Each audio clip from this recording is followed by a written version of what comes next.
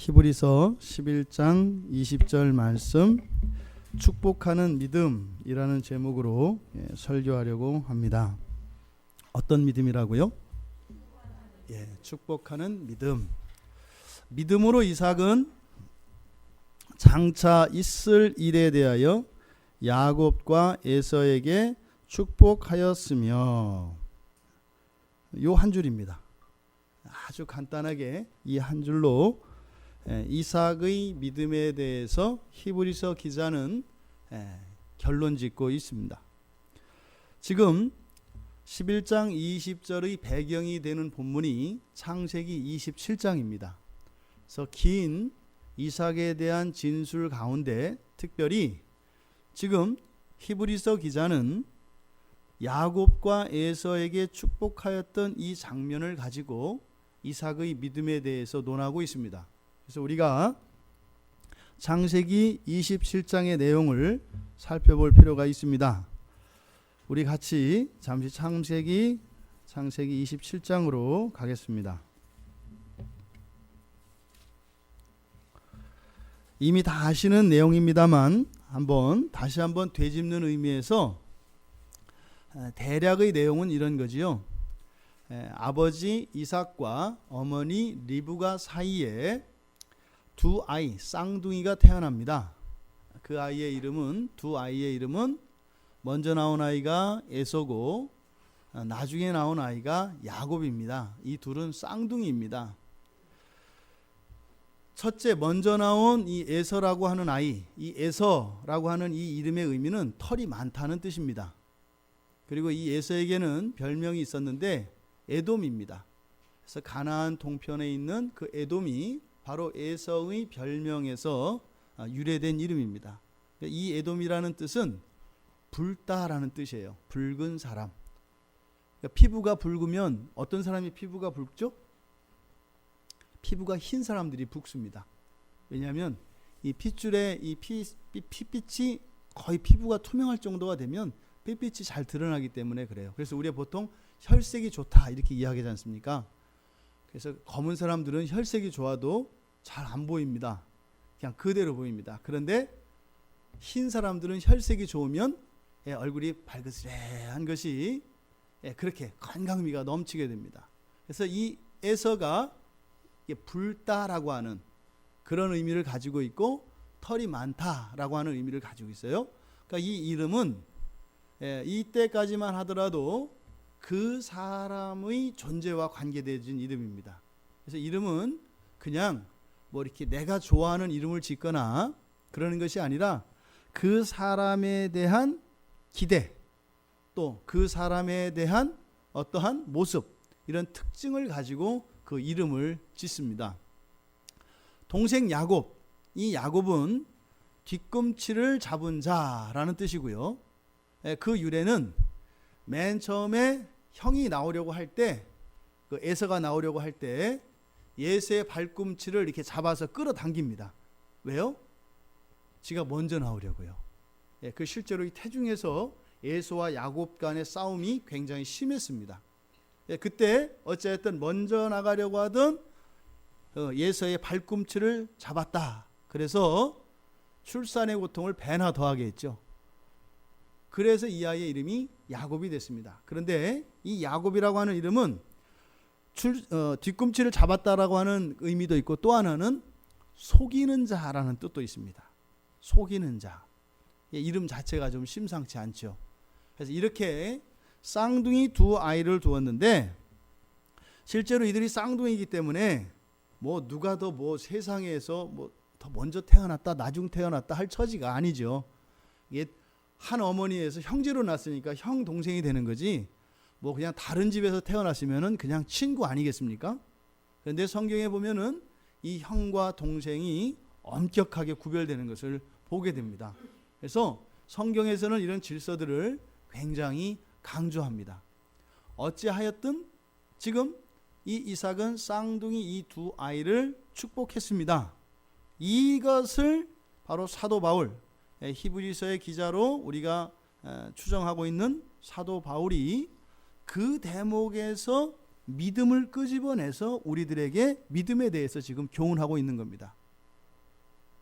아버지 이삭이 쌍둥이 형제 에서와 야곱을 축복한 것, 그것을 믿음이라고 이야기하고 있다 이 말입니다.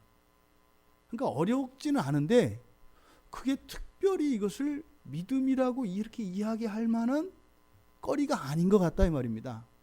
그런데 성경은 그렇게 기록하고 있습니다. 그래서 이 내용을 우리가 온전히 파악하기 위해서는 27장의 내용을 좀 살펴보아야 합니다. 27장 1절에서 45절을 지금 믿음의 관점에서 이 축복한 것을 중심으로 해서 이 45절까지의 내용을 보면은요, 1절에서 4절까지 나와 있는 진술된 내용들은 철저하게 무기력한 이삭에 대한 이야기입니다. 나이가 많았고요, 눈도 어두워졌고요, 이제는 죽음의 기운이 쉽게 들여져서 이제는 죽을 날만 기다리고 있다는 것을 성경이 암시합니다. 뭐예요? 아무런 힘도 없습니다. 능력도 없습니다. 실제로 자식 눈에 났다가는 자식들한테 무슨 봉변을 당할지도 모르는 상태입니다. 사람이 눈이 멀어버리면은요, 절대적으로 무기력해집니다. 아무리 힘이 센 사람도 시력이 없어져 버리면 상대도 안 되는 사람에게 맞서 싸워서 질 수밖에 없어요. 그게 시력입니다. 그러니까 지금 늙었고 완전히 노쇠했고 이제는 시력도 거의 잃어버렸다고 이야기를 합니다. 그리고 5절에서 19절까지는 예서의 축복을 가로채는 사건이 나오는데, 지금 예서와 관련된 리브가의 꾀가 나옵니다. 지금 그러니까 예서의 장자권이죠. 바로 예서의 장자권과 관련되어진 그것을 야곱이 가로채게 되는 그런 사건이 일어나는데, 거기에 리브가가 기여를 합니다. 그래서 리브가의 꾀 첫 번째 나와요. 그 다음에 20절에서 29절까지는 야곱을 축복하는 내용이 나오고, 30절에서 35절까지는 자기가 속았다는 것을 깨달은 이삭에 대한 이야기가 나옵니다. 그리고 그게 끝나고 나면 36절에서 40절까지는 예서를 축복합니다. 그러니까 이삭이 속았다는 것을 깨닫는 요 사건을 중심으로 앞뒤로 뭐가 있어요? 자식들을 축복하는 사건이 있어요. 앞에 야곱을 축복하고 밑에 예서를 축복해요. 그러니까 이삭이 속지 않았더라면 어떻게 했더라는 거예요? 예서의 축복이 앞으로 가고 야곱의 축복이 뒤로 왔을 거다라는 거죠. 속아서 이게 바뀌었다라고 이삭이 고백을 하는 거예요. 그리고 야곱을 축복하기 이전에 바로 뭐가 있었어요? 예서를 속여가지고 그 장자권을 빼앗는데 리브가가 기여했던, 리브가가 그 꾀를 부렸던 얘기가 나오죠. 예서의 축복 뒤에도 또다시 예서와 관련되어서 요셉을 두둔하고 살리기 위한 리브가의 꾀가 또 나옵니다. 이해되시죠? 이렇게 구조화되어 있다 이 말이에요. 근데 그 중심에는 이삭이 속은 것을 깨달았다, 이 자각한 것을 중심으로 해서 야곱의 축복과 예서의 축복, 그리고 리브가의 꾀 1번, 리브가의 꾀 2번, 이렇게 배치되어 있다 이 말입니다. 그러니까 창세기 27장의 구조를 통해서 핵심적으로 드러나고 있는 것은 뭐예요? 이삭은 완전히 속았네입니다. 이삭은 완전히 속았네. 근데 누가 속였어요? 아내가 한몫 단단히 거들었네. 그래서 이삭이 원하였던 축복의 순서가 바뀌었네. 요 얘기입니다. 27장에 나와 있는 것이. 실제로 이 두 아이, 예서와 야곱은 22절에 보면 뱃속부터 싸웠다라고 얘기를 해요. 27장 어디죠?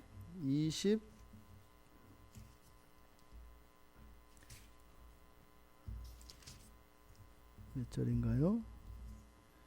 20절, 21절. 여기는 속이는 장면이고, 창세기 임신의 사건에서 25장, 창세기 25장에 보시면 족보가 쭉 나오면서 에서와 야곱을 리브가 임신했을 때 얘기가 나오는데, 25장 22절에 보면 그 아들들이 그의 태 속에서 서로 싸우는지라 그가 이르되 이럴 경우에는 내가 어찌할꼬 하고 가서 여호와께 묻자온대. 이게 어떤 상황인 것 같으세요? 그러니까 지금 성경의 얘기로만 두지 마시고 여러분의 얘기로 받아들이시란 말이에요. 우리 남성분들 생각을 해보세요. 지금 여러분들이 이삭의 입장이 돼서 아내가 쌍둥이를 지금 임신하고 있어요.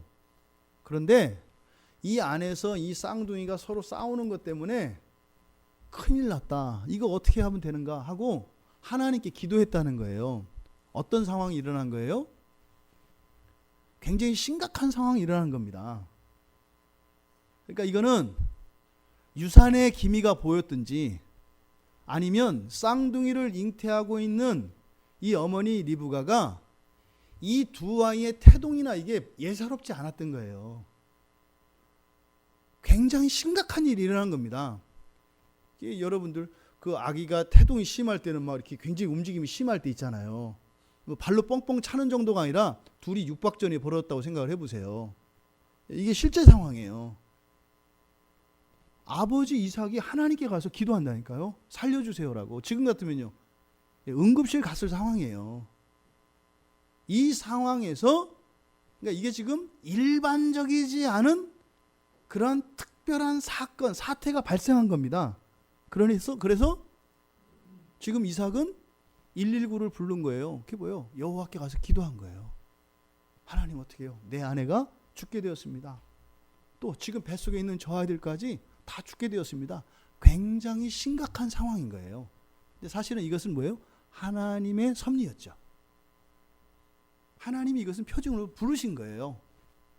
이삭을 부르신 거예요. 그리고 나서 23절에 하나님의 음성이 들려요. 뭐라고요? 국민이 네 태중에 있다. 두 민족이 네 복중에서부터 나뉜다. 이 족속이 저 족속보다 강해겠고 큰 자가 어린 자를 섬기겠다. 하나님의 계시가 지금 임하고 있거든요. 뭐라고 해요? 얘들은 아직 태어나지도 않은 아이들이에요. 그런데요, 서로 다른 두 나라가 생길 것이고 서로 대적할 것인데 큰 자가, 형이 먼저 태어나는 아이죠. 먼저 태어나는 아이가 나중에 태어나는 아이를 섬겨야 할 것이다 라고 하는 이미 계시가 임했어요. 이거는 잊을 수 없습니다. 그랬을 때 이삭이 어떻게 반응했겠어요? 안 돼요 이렇게 땡깡 폈겠어요? 지금 그런 상황이 아니에요. 아내가 죽게 생겼는데요. 하나님의 계시를 아멘으로 받았겠죠. 네 하나님. 리브가도 알았겠죠. 그런데 이 아이들이 태어났습니다. 근데 그 밑에 내용들을 보면 태어났는데 이삭이 누구를 좋아해요? 예서를 좋아해요. 왜요? 예? 장자라서가 아니라 성경에서 뭐라고 해요? 예. 이삭은 사냥 고기를 좋아해요.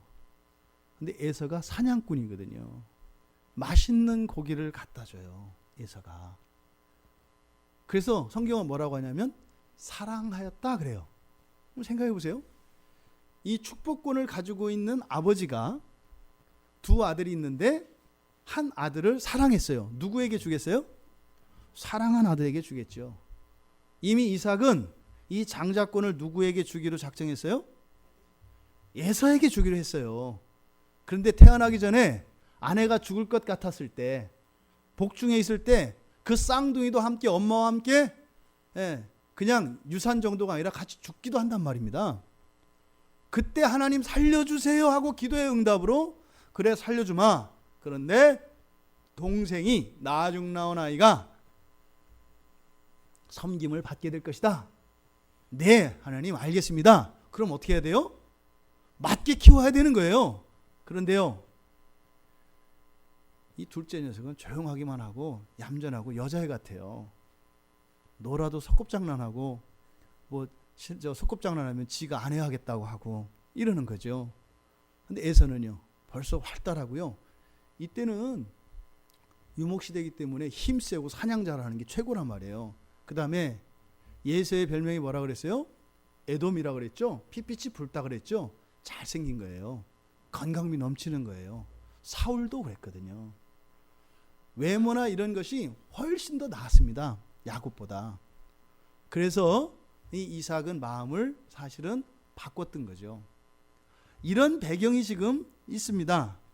그러니까 실제로 지금 이 축복의 장면은요, 우리가 읽었던 27장에 우리가 살펴보는 27장에 있는 이 이삭이 야곱과 에서를 축복하는 이 장면은 굉장히 문제가 많은 본문이에요. 이게 드러내고 싶지 않은 본문이다 이 말이에요, 사실은. 근데 여기서 무슨 믿음 이런 걸 할게요. 왜요? 여기 보면은 아버지도 하나님 말씀 먹이고 지 맘대로 하죠. 그러잖아요. 하나님이 그렇게 하라 그랬는데 고기 갖다 준다 그래가지고 결국엔 장자권 뺏기는 것도요, 그 고기 때문에 그래요. 하나님이 준 축복권을 자기가 왜 고기하고 맞바꾸려고 그래요. 주려면 그냥 줬으면 돼요. 근데 거기다가 뭐 너 사슴 한 마리 잡아오면 줄게 뭐 이런 거거든요. 그것 때문에 이제 안 되거든요, 결국에는. 또 그 아내인 리브가는 어때요? 남편 등쳐먹기를 아주 이거는 예사로 합니다. 전혀 이게 뭐 남편의 뜻을 따르지를 않아요. 그러니까 뒤에서 아주 갖고 노는 거죠. 그러니까 야곱은 아버지 알기를 우습게 할 거예요. 엄마가 대세라는 걸 아는 거예요. 그러니까 야곱이 엄마한테 붙은 거죠. 그러니까 엄마한테 살랑살랑 거리는 겁니다. 다 해주잖아요. 이게 부부예요 지금. 거기다가 지금 예서는 어때요? 이거는 개념이 없어도 보통 개념이 없어요. 이게 언약의 백성으로서 하나님이 주신 그 축복권 장자권을 갖다가 팥죽 하나하고 바꿔 먹어요. 개념이 없는 거죠. 거기다가 나중에 어떻게 해요? 원망하는 자식이에요. 아니, 자기가 실제로 팥죽하고 거래를 하거든요. 근데 뭐라고 하냐면 동생이 사기쳤다고 얘기해요.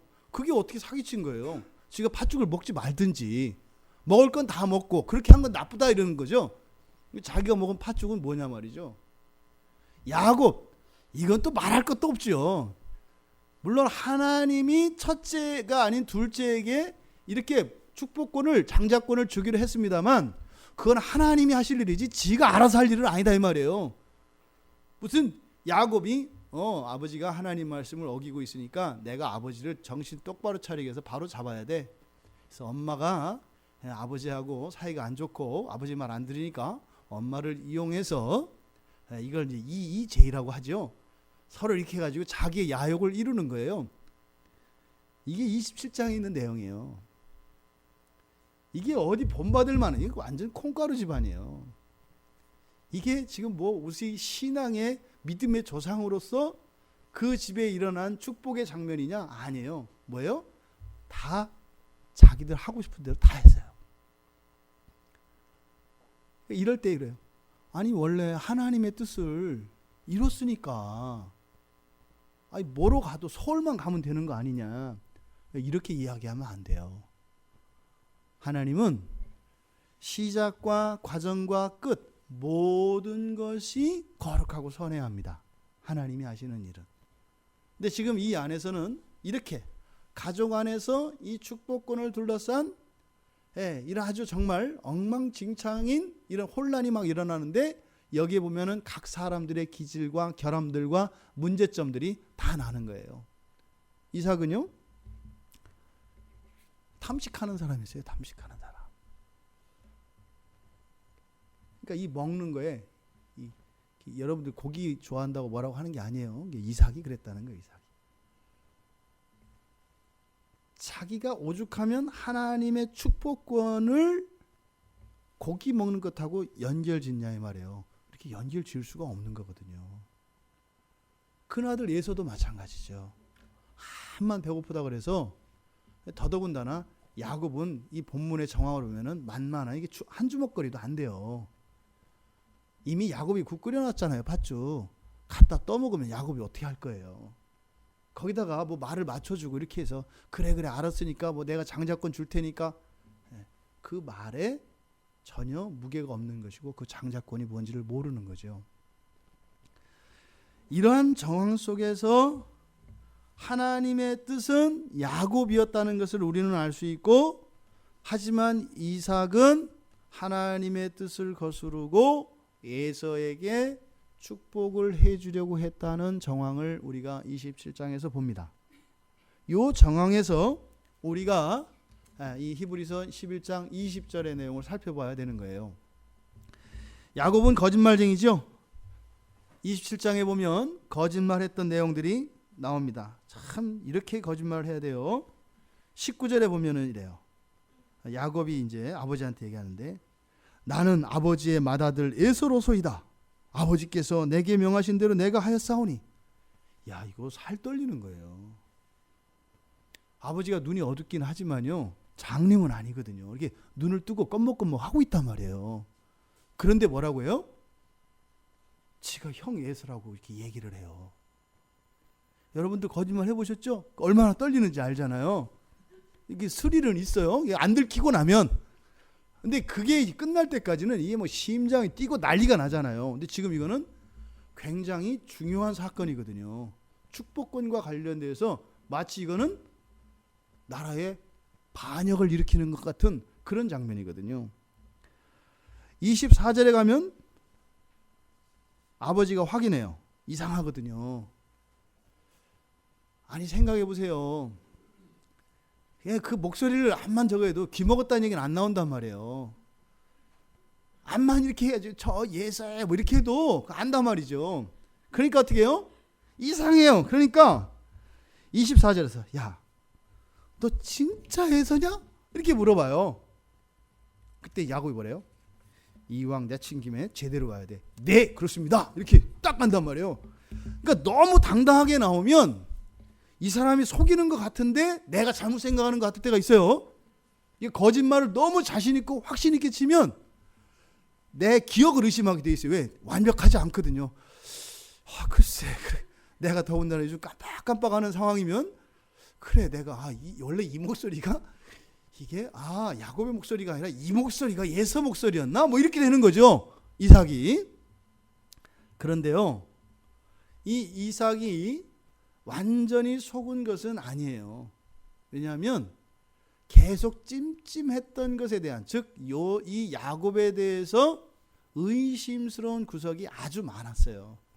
그러니까 야곱이 거짓말한 것보다 이삭이 이 녀석이 에서가 아니고 야곱인 것 같다라고 하는 것을 느꼈을 만한, 그렇게 추정할 만한 얘기들이 나옵니다. 18절에 뭐라 그래요? 18절에 보니까 야곱이 나가서 아버지 이렇게 부르잖아요. 그랬더니 뭐라 그래요? 내 아들아, 내가 누구냐? 헷갈리는 거예요. 예서인지 야곱인지. 20절에서 또 뭐라고 해요? 내가 어떻게 이같이 속히 잡았냐? 평생을 예서가 사냥해서 잡아오는 고기를 먹었는데 빨라도 이건 너무 빨라. 이건 너무 빠른 거예요. 사냥터에 도착도 하기 전일 것 같은 짧은 시간 안에 요리까지 해서 가져온 거예요. 이상한 거예요, 이삭이. 그래서 뭐라고요? 이같이 속해요. 어떻게 이렇게 빨리 잡을 수가 있지? 이럴 수는 없는데, 이런 겁니다. 21절에 가서 또 뭐라고 해요? 네가 과연 내 아들 예서인지 어떻게 하겠다? 내가 너를 만져보려. 이때는 지금 이삭의 마음이 어떤 마음이에요? 이거 에서 아니에요. 지가 에서라고 자꾸 우기는데 아닌 거예요. 그래서 어떻게 해요? 만져봐야 되겠는 거예요. 그리고 나서 이미 준비를 다 해놨잖아요. 그죠? 그런데도 24절에 가서 또 그래요. 네가 진짜 내 아들 예서냐? 그러니까 눈은 멀었고 확인을 할 수 없어서, 그러니까 눈으로 확인을 못할 뿐이지 냄새와 귀와 촉각을 통해서, 아니 털 많은 아들 손을 만지는 거하고 염소 가죽 손 만지는 거를 염소 가죽 만지는 걸 구분을 못 하겠냐고요. 아무래도 아닌 거예요. 근데 눈이 보이질 않으니까. 그리고 지가 우기니까 왜요? 이런 일은 있을 수가 없는 거예요. 자식이 아버지한테 3번, 4번을 이렇게 계속 거짓말하고 이런 일은 그때 당시에서는 없는 거예요. 오늘날은 뭐 그럴 수도 있지 하겠죠. 이때는 그렇게 할 수 있다는 가능성이 없던 사회예요. 자식이 어떻게 아버지를 이렇게 속여요. 그러니까 속일 리는 없어. 절대적으로 믿는 거죠. 속일 리는 없어. 그런데 분명히 아니야. 이삭은. 이게 눈이 보여야 이걸 확인을 하겠는데 본인은 끝까지 에서라고 주장을 하니 이삭이 답답한 겁니다. 그러니까 24절에서 야 진짜 네가 내 아들 에서냐? 뭐 예, 그래. 야 너 지금 야곱이라고 해도 내가 화 안 낼게. 뭐 이런 마음이 있을 것 같아요. 그리고 나서 27절에 가서 어떻게 해요? 가까이 가서 그에게 입 맞추니 이것은 의도입니다. 입 맞추는 게 의도가 목적이 아니에요. 뭐예요? 냄새를 맡는 거예요. 땀 냄새죠. 사냥을 갔다 왔으면 어떻게 됐을까요? 땀에 절어 있어요. 사냥이 그렇게 쉽지 않거든요. 사슴과 함께 뛰어야 되고요. 흙 땅바닥을 굴러야 되고요. 냄새가 나요. 야곱은 지금 사냥꾼의 냄새가 안 나요. 이삭은 몰랐을 리가 없어요. 지금 이미 그 사람 마음, 이 이삭의 마음속에서는 계속 의심이 있었고요. 그리고 마지막에 이 땀 냄새는 이거는 속일 수가 없어요. 어떻게 사냥 갔다 온 녀석이 뽀송뽀송 하겠어요. 땀 냄새도 안 나고. 여기서는 향치라고 했지만 바로 이것은 바로 이 향치는 뭐겠어요? 축복을 의미하는 것인데 바로 예서의 땀 냄새가 아니라 야곱에게서는 냄새였을 것 같아요. 물론 성경은 이것을 정확하게 속았다 안 속았다에 대해서는 결론을 안 내립니다. 그런데 이삭이 충분히 야곱이 거짓말했다라고 하는 것을 알았을 것이다라고 하는 것을 추정할 수 있는 단서가 너무 많이 나와요. 의도적으로 이렇게 들어가 있어요. 성경 안에. 그러니까 속았다라고 할 수가 없어요. 그런데 이 야곱이 35절에 가면 뭐라고 하냐면 예서한테 그래요. 네 아우가 와서 속여서 내 복을 빼앗았다. 이게 뭐예요? 완전히 자기가 속아 넘어간 것처럼 얘기해요. 완전히 안 속아 넘어갔어요. 계속 묻고 계속 의심했단 말이에요. 그런데 네 동생이 속였어. 이렇게 얘기를 해요. 야곱이 이렇게 거짓말하고 또 이삭도 또 지금 이렇게 거짓말하는 거거든요. 그러니까 이 3부자가 한 통속 아니겠어요? 예서도 또 만만치 않게 거짓말을 하죠. 36절에 딱 그 거짓말에 거짓말로 대받아쳐요. 나를 속인 게요. 이번 2번째예요. 지난번에는 나의 장자의 명분을 뺐더니 이제는 복을 뺏었어요. 야곱이 예서에게서 복을 뺏었어요. 거래했다니까요. 속이지 않았어요. 달라고 했어요. 장자권을. 그럼 팥죽 주겠다고. 좋다고 거래를 했단 말이에요. 그렇게 해놓고 나서 뭐라고 해요? 나 빼앗았다, 속였다 이렇게 얘기한단 말이에요. 지금 그러니까 내 복을 지금 여기서도 이제는 내 축복권을 빼앗았습니다. 실제로 이 축복권은 장자에게 주어진 것이기 때문에 이게 한 패키지로 다 묶어 있는 겁니다. 이게 풀옵션이에요. 축복과 장자권은 하나로 묶여 있는 거예요. 따로 떨어지는 게 아니에요. 그럼 장자권은 떼주고 명분은 야곱이 갖고 실속은 자기가 갖겠다. 그런 거 없어요. 이 두 가지가 하나로 묶여 있는 거죠. 그러니까 예서도 지금 또 거짓말을 하는 겁니다.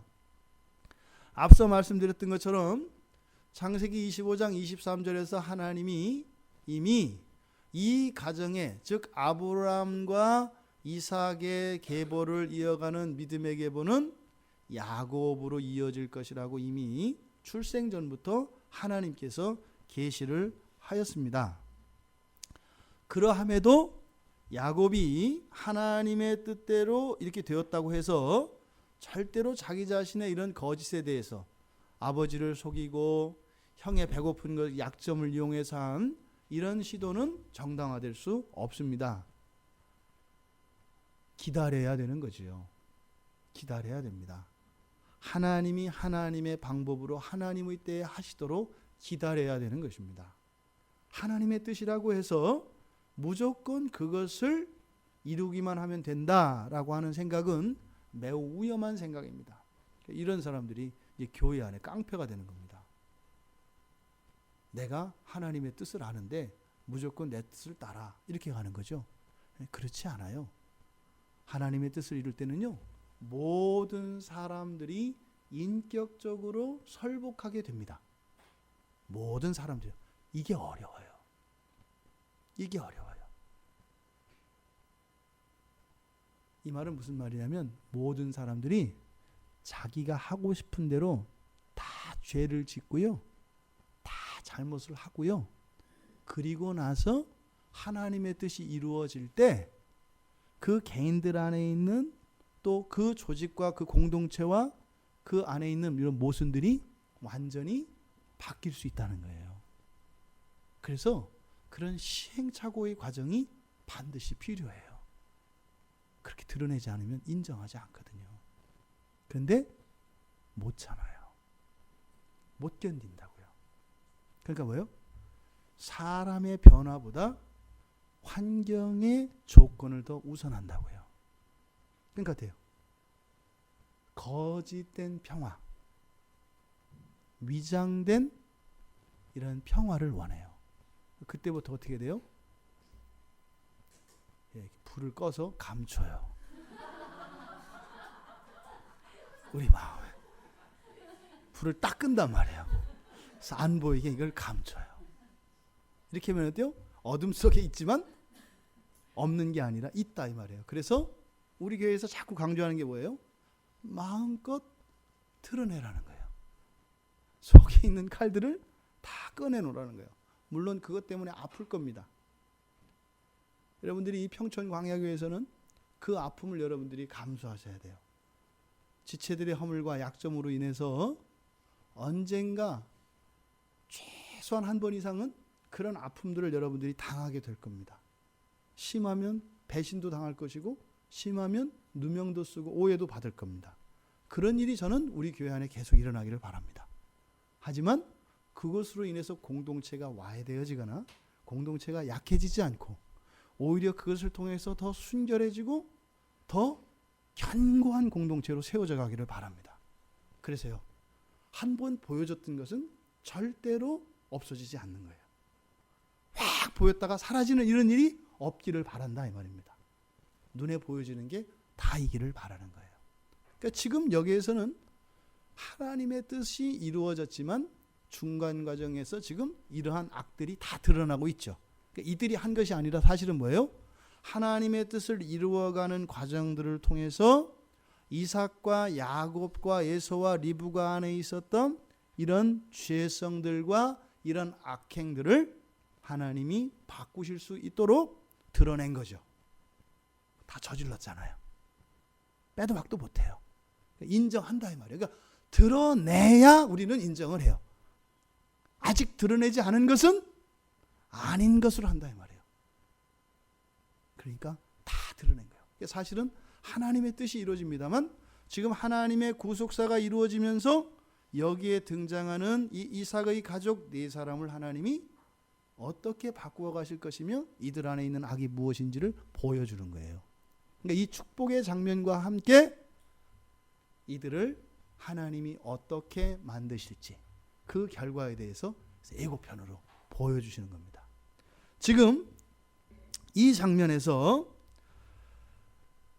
이 내용을 염두에 두시고 이제 히브리서로 다시 돌아가서 11장 20절에 이 짧은 본문입니다. 믿음으로 이삭은 장차 있을 일에 대하여 야곱과 에사우에게 축복하였으며. 그러니까 지금 11장 히브리서 11장 20절에 있는 아주 은혜롭고 평화로운 이 내용과 실제 이것의 배경이 되는 창세기 27장 사이에는 갭이 너무 크죠. 실제로 가보니까 난장판이다 이 말이에요. 시궁창이에요. 이런 집이, 여러분들 가정이 이런 집이면요 골치 아픈 집인 거예요. 이게 목사 죽어나는 겁니다. 여기 가면 진실을 알 수가 없어요. 여기 가면 아버지 만나서 얘기하면 아버지 빼고 아내와 자식들은 다 나쁜 놈들이고요. 아내를 만나면 자기 빼고 남편과 자식들이 다 나쁜 놈들이고요.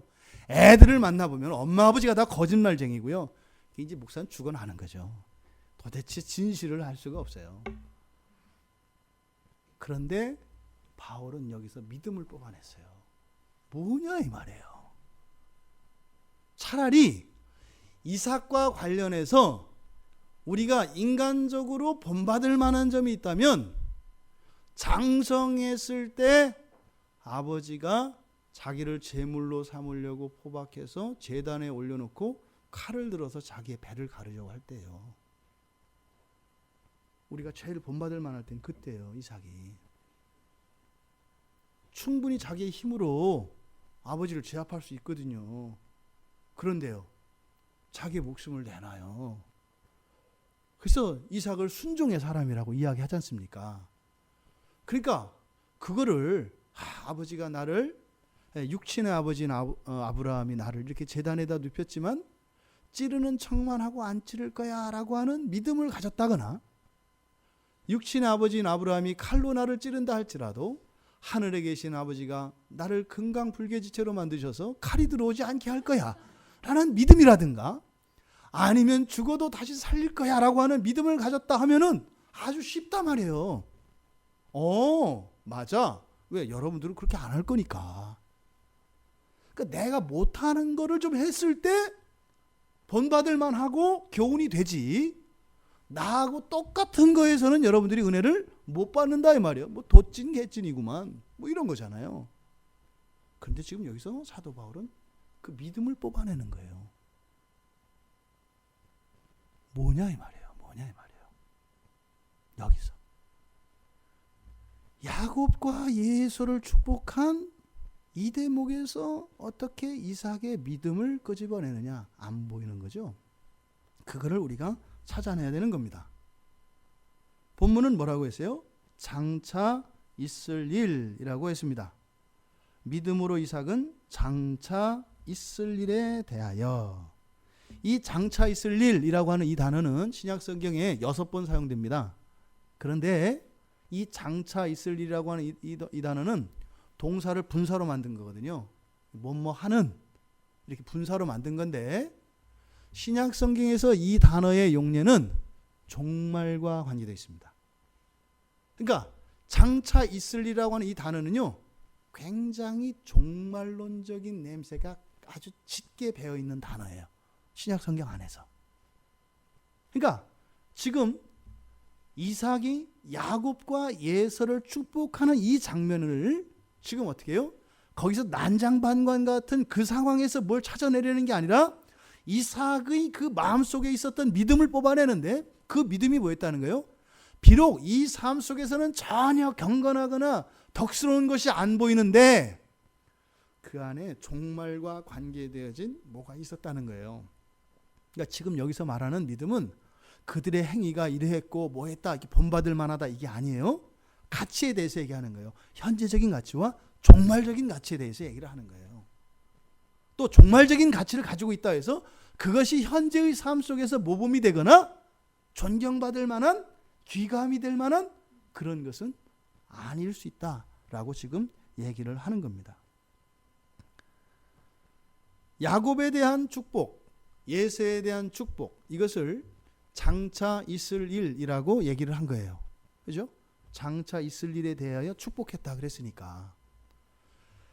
실제로 축복은 야곱이 다 받았죠. 야곱에게 내린 축복은 27장 28절에서 30절까지, 창세기 27장 28절에서 30절까지 나오는데, 첫 번째로는 하늘에 있을 땅에 기름짐 풍성한 곡식과 포도주를 내게 주시기를 원하노라. 야곱에게요. 대단한 거죠. 근데 이게 창세기 28장 4절에 가면 축복을 하는데, 야곱에게 축복을 하는데, 하나님이 아브라함에게 주신 땅을 내가 차지하게 하시기를 원하노라. 지금 하늘에 있을 땅의 기름짐 풍성한 곡식과 포도주, 이것은 약속의 땅을 의미합니다. 약속의 땅. 아브라함에게 주시기로 했던 그 약속의 땅을 말해요.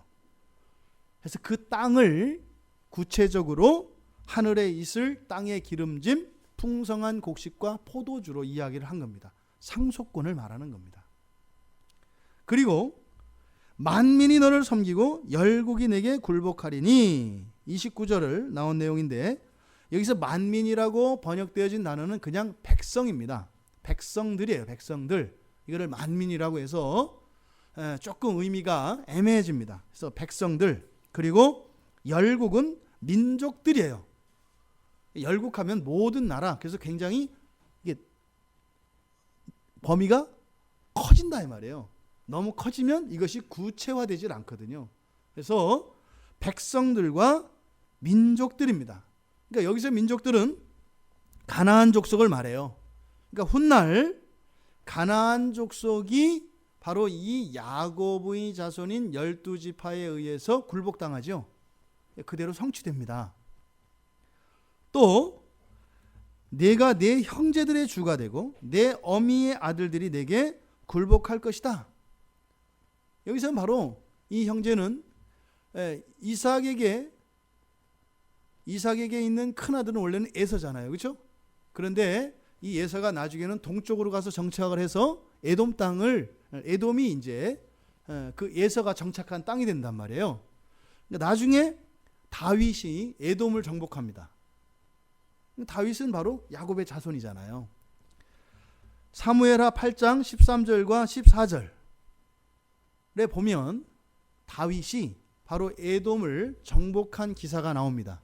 그러니까 후에 다윗이 이 에돔을 정복함으로써 지금 이삭이 야곱에게 했던 이 예언이 그대로 성취되어집니다.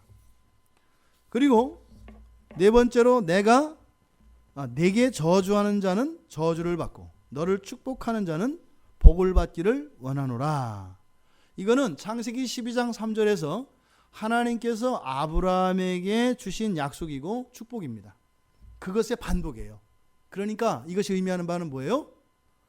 아브라함에게서 나에게 온 이 하나님 나라의 축복이 너에게 전수되어진다 라고 하는 겁니다. 민수기 24장에서는 고용되었던 그 발람 선지자가 이 축복을 인용을 합니다. 야곱은 12지파를 상징하죠. 그래서 그의 후손 중에 메시아가 나는데 그 메시아를 저주하는 자는 저주를 받고 그 메시아를 축복하는 자는 복을 받을 것이다. 즉 예수 그리스도를 믿으면 구원에 이를 것이요 예수 그리스도를 저주하면 구원에 이르지 못할 것이다. 이렇게 이 말씀이 그대로 성취되어집니다. 이게 야곱에게 주어졌던 축복과 성취고, 에서에게 준 축복은 39절과 49절에 창세기 27장 39절과 40절에 나오는데 내 주소는 땅의 기름짐에서 멀고, 뭐 이런 축복이 다 있어요. 내 주소는 땅의 기름짐에서 멀고 내리는 하늘 이슬에서 멀 것이며. 왜 그랬을까요? 축복을 다 줬기 때문에 없어요. 그러니까 에서에게 주는 축복은 뭐예요? 그것에서 멀 것이며. 그러니까 이거를 그대로 풀면, 그러면 에서가 사는 땅은 기름지지 않을 것이고 에서가 사는 땅은 하늘에서 이슬이 내리지 않을 것이고, 이런 얘기거든요. 광야의 의미로도 이해할 수 있습니다. 그런데 정확하게 이게 드러나질 않아요. 그래서 제가 앞서 야곱에게 이야기하였던 땅의 기름짐, 하늘의 이슬, 풍성한 곡식과 포도주, 이것이 전체 뭘 의미한다고 그랬어요? 약속의 땅 가나안을 의미한다고 그랬죠. 그러니까 예서 내가 살 땅은 어디에서 멀다? 가나안에서 멀다. 가나안에서 떨어져서 살게 될 것이다. 그리고 너는 칼을 믿고 생활하겠고, 칼을 믿고 생활한다는 것은 칼은 인간의 힘을 이야기해요. 하나님을 의지하지 않는다는 거예요. 하나님을 떠날 것을 말하는 거예요. 그래서 우상과 미신을 섬기는 그런 나라가 될 것이다 라고 지금 이삭이 축복 아닌 축복을 하고 있는 겁니다. 그리고 내 아우를 섬길 것이고 내가 매임을 벗을 때는 그 멍에를 내 목에서 떨쳐버리리라.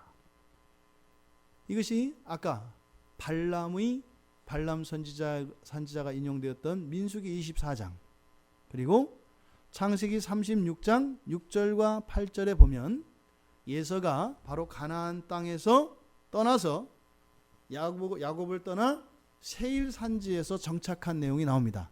그게 바로 가나안 땅 오른편에 있는 에돔 땅입니다. 그래서 역사적으로도 야곱과 예서에게 이삭이 축복한 그 내용이 다 성취가 되어집니다. 그래서 여기에서 이야기했던 장차 있을 일이라고 하는 것은 축복하는 시점에 있어서 보았을 때 그때 했던 일들, 즉 앞으로 일어날 일들을 축복했다. 믿음으로 했다. 이 뭐래요? 반드시 그렇게 될 것을 믿고 했다. 이런 의미죠. 그런 의미에서도 성취되었습니다. 그런데 장차 있을 일이라고 하는 것은 무엇을 바라보는 단어다? 종말을 바라보는 거라 그랬죠. 종말을.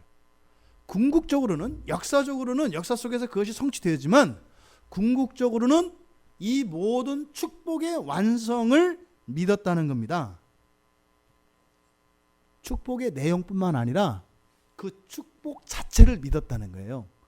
이런 모든 축복의 완성은 언제예요? 예수 그리스도께서 이 땅에 재림하셨을 때입니다.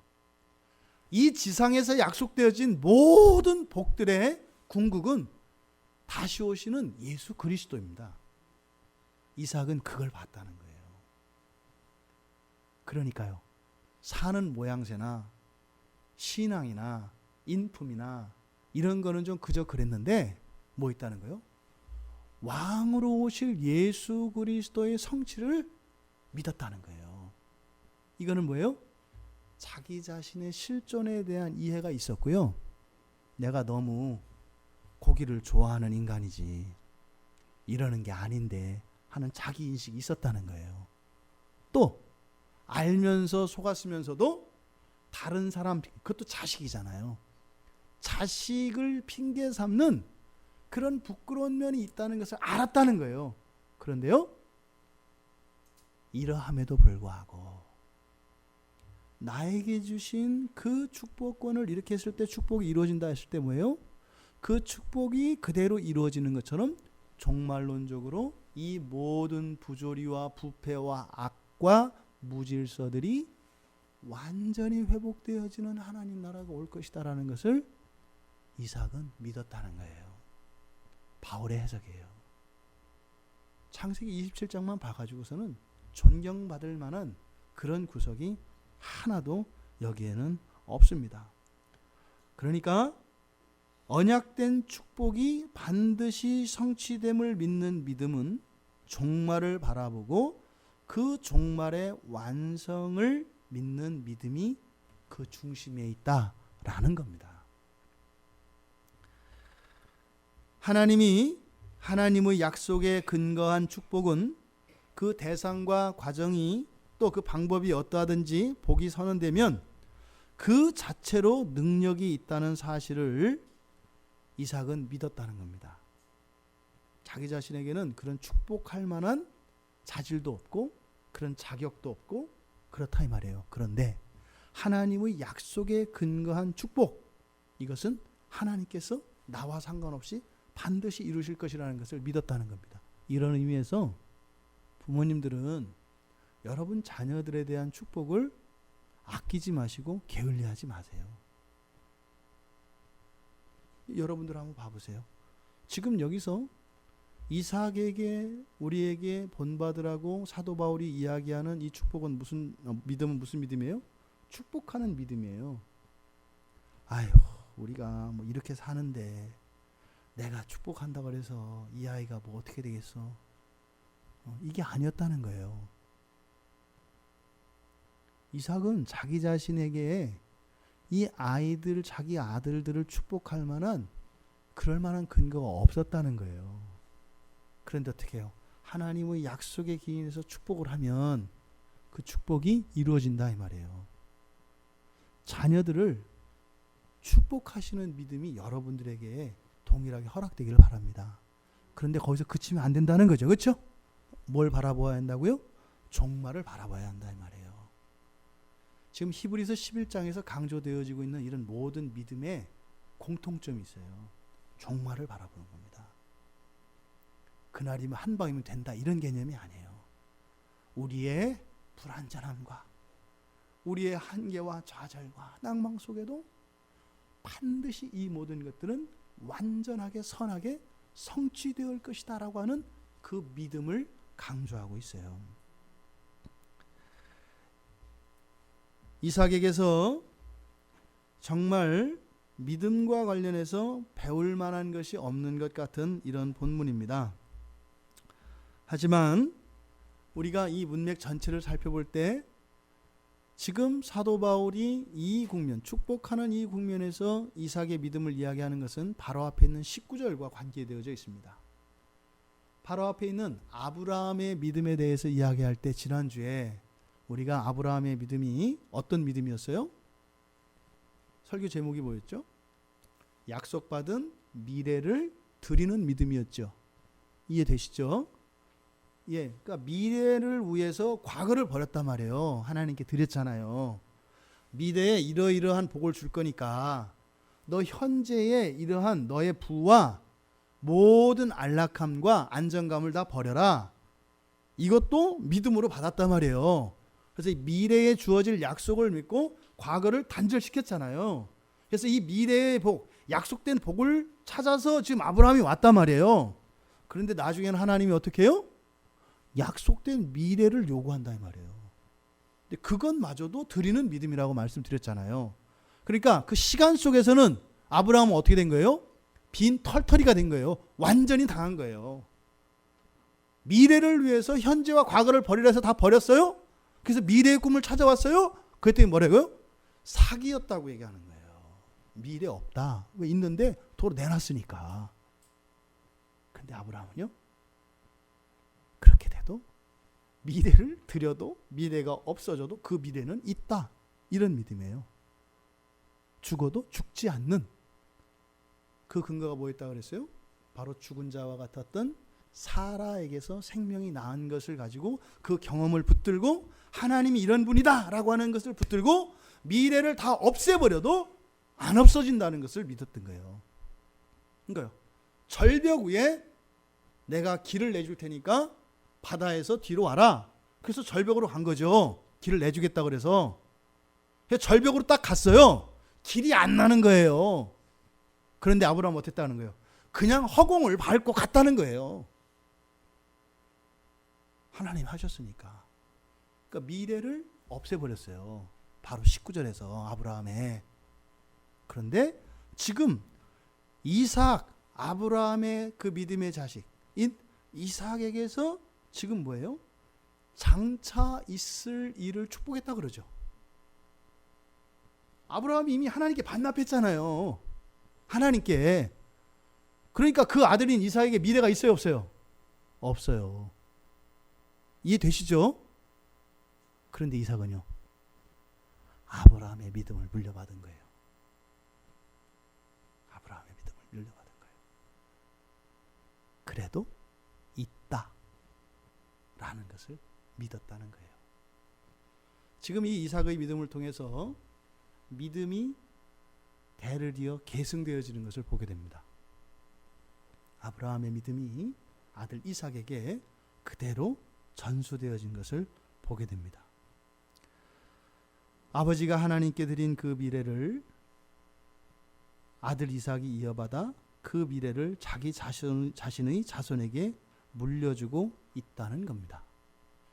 그러니까 계산상으로는 뭐 주고받고 막 하는데 하나도 변함없이 하나님의 약속과 언약은 반드시 성취되어지고 있는 것을 보게 됩니다. 바로 이 짧은 한 구절에 나타난 다가올 일, 일어날 일, 장차 있을 일에 대하여, 즉 아버지가 그것을 포기했는데도 불구하고 그것은 계속되어질 것이라고 하는 믿는 믿음을 가지고 축복한 것. 그러니까 지금 여기서는 사실은 야곱과 에서에 대한 이야기가 아니라, 또 야곱과 에서에게 축복한 축복의 내용이 아니라, 또 축복의 과정에 있었던 얘기가 아니라 단지 딱 하나만 보는 거예요. 그 미래는, 즉 하나님의 언약은 반드시 성취되어진다라는 거예요. 그 믿음이 여러분들에게 허락되기를 바랍니다. 그리고 그 믿음이 여러분들의 자손들에게 주님 오시는 날까지 계속 전수되어지기를 바랍니다.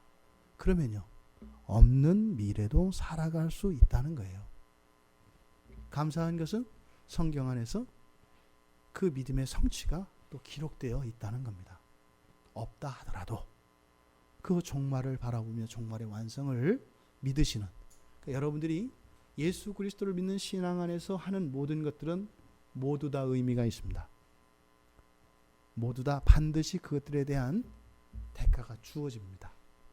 이 세상에서 주어질 수도 있고, 만약에 이 세상에서 주어지지 않았다면 종말에 반드시 주어집니다. 이런 대목에서 여러분들 중에 혹시 행여 한 사람이라도 그런 질문을 되질문하지 않길 바라요. 어차피 이 세상에서 못 받는다면 있으나 없으나 똑같은 거네요. 이런 질문이 여러분 안에 있다면 정말 하나님께서 허락하신 이 이삭에게 장차 있을 일에 대하여 축복하였던 그 이삭이 가졌던 그 믿음이 여러분들에게 허락되기를 주님의 이름으로 축원드립니다. 우리 같이 말씀을 생각하며 잠시 기도하겠습니다. 하나님, 장차 있을 일, 최종적으로는 종말에 대하여, 그리고 또한 우리의 일상생활 속에서 하나님의 약속과 하나님의 그 모든 말씀이 성취되어질 것을 믿는 믿음으로 눈앞에 보여지는 것과 환경이 아니라, 나로부터 말미암은 것이 아니라 하나님으로부터 말미암는 그 언약의 성취를 믿을 수 있는 믿음을 달라고, 또 그 믿음이 우리들 자녀